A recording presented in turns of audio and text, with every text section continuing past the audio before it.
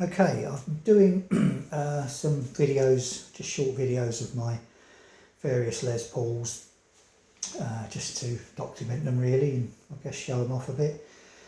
I've got half a dozen Gibson Les Pauls, 5 of which are custom shop, and so they are an R6, R7, R8, R9 and R0.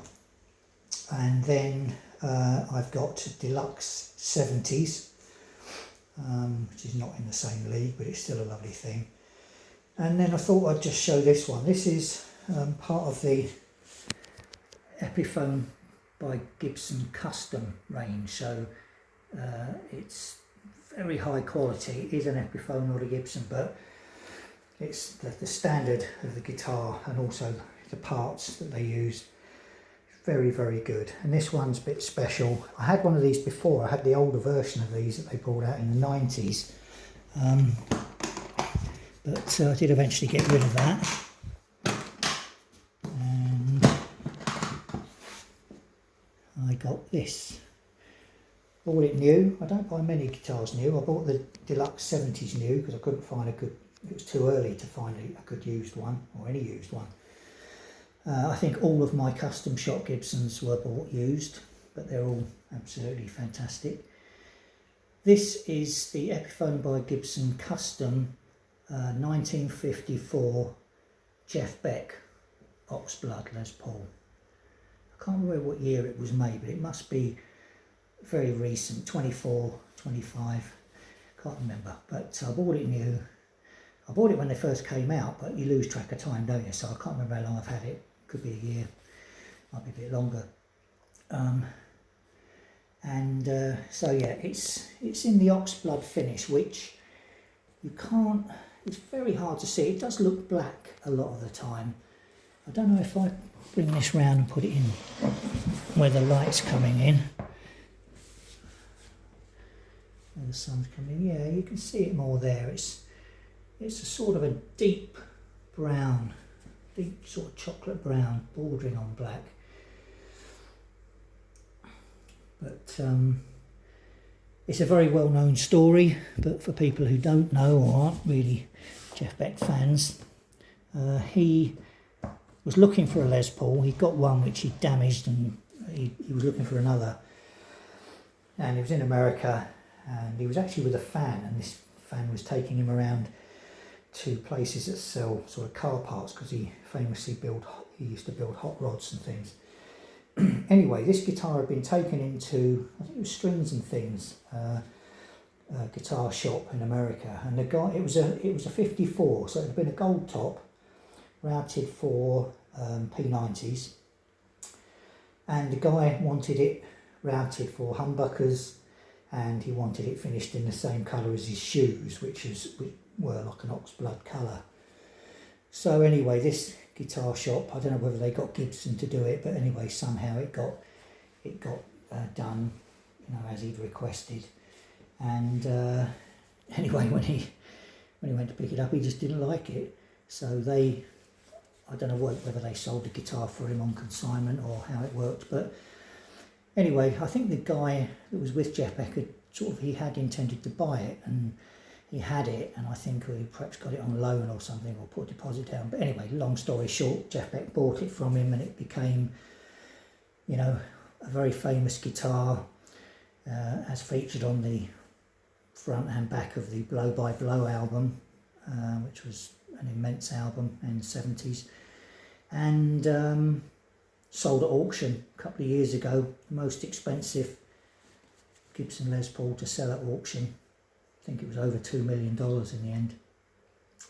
So it's still got the 54 wraparound tailpiece. They are unpotted, open Gibson custom buckers, which are absolutely dynamite. Gibson custom buckers, they are their latest iteration of the Path pickup. It's the ones they produced after they'd done burst buckers. Burst buckers are a little bit, I've never actually had any, but I know they're probably a little bit more prone to break up, a bit sort of warmer. These are pretty clean. You can drive them, but you know, they're very articulate and bright sounding, really gorgeous. So you've got the Oxblood colour, you've got the speed knobs as per the original, wraparound tailpiece, custom buckles, rosewood neck. It's not particularly dark rosewood, this one. It's not, it won't be an Indian rosewood, I don't suppose, but it is rosewood nevertheless.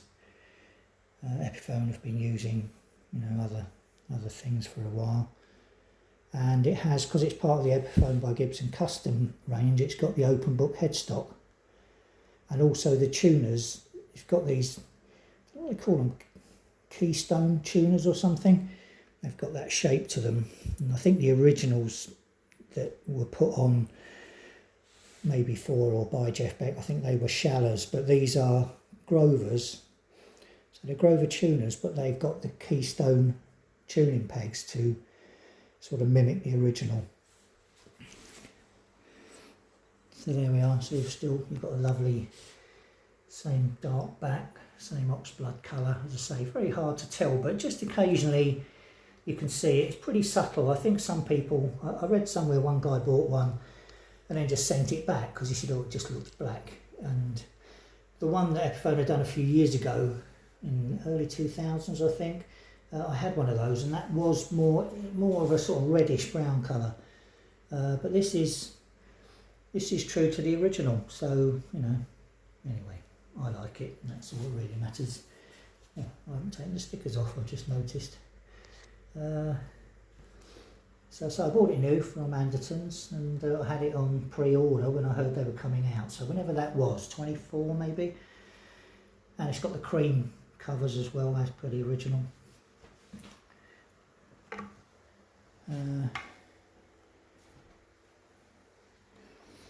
It's roasting in here today. I think I've just dripped some sweat on the back of the neck. I'll have to wipe that off in a minute. It's absolutely 34 degrees or something today. It's boiling.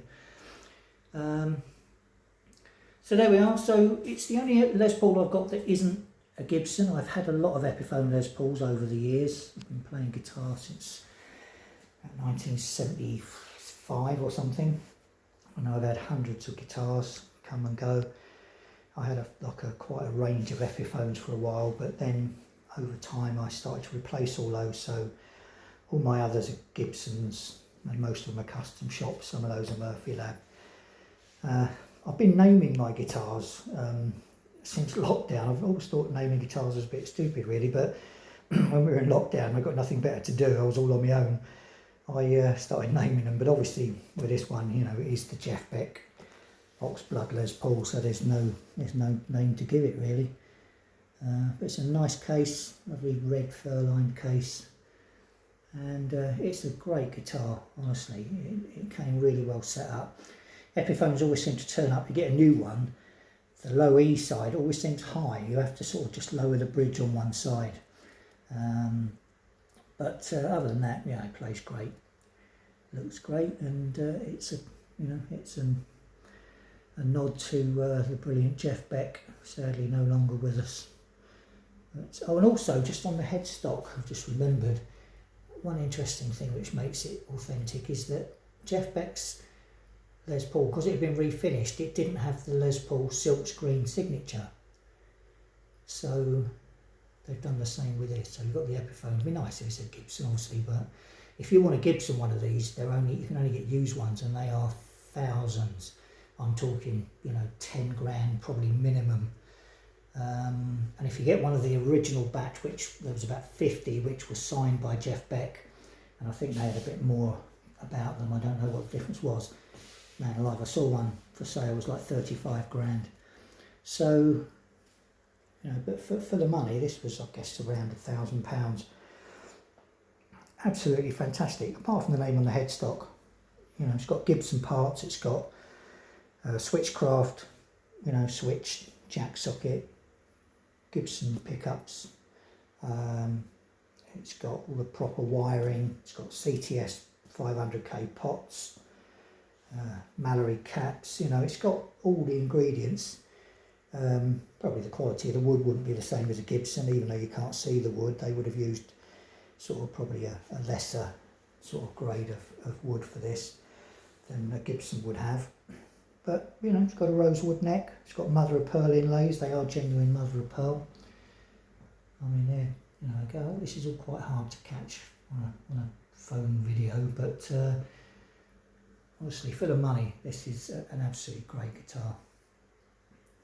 So there we are. So that's my Jeff Beck 1954 Oxblood Les Paul. Cheers.